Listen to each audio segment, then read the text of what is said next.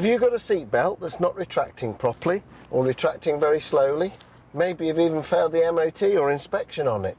Well, let me tell you about what causes it and show you how to fix it. The problem is actually caused by an accumulation of dirt and grease on both the seat belt and the D-loop that the belt goes through at the top of the B-pillar here. Pull the seat belt out as far as it'll go. Use a couple of pegs to stop it retracting and an extra peg to hold the buckle up. Then get a bucket or a bowl of hand hot water into which you've dissolved either a laundry tablet or a dishwasher tablet, and then just drop your seat belt into it. Give your seat belt a good soaking. You don't need to worry too much about the last foot or so of belt, because you probably never have the belt fully pulled out in normal use.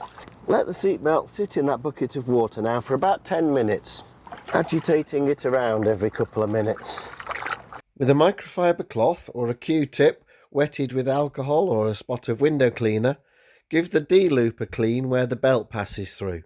Do both sides of the D. If the retraction was particularly slow, or maybe it definitely wouldn't retract fully, stretch the belt out, use a microfiber cloth or pad soaked in the cleaning solution, and give the belt a wipe over. Don't use anything more aggressive than this. Don't use a stiff nylon brush. You stand a risk of damaging the fibres of the belt. Believe it or not, I actually cleaned my belts about 4 or 5 years ago using this method, and just look at this water now. And once you've done that, rinse your belt in clean warm water, letting it soak for 2 or 3 minutes, and just get the worst of the wetness off the belt with a normal cotton towel, and then spread it out in the car and allow it to dry. And then you should find that it retracts really well. If you got value from this video, please consider supporting the channel in some way, and I shall see you next time.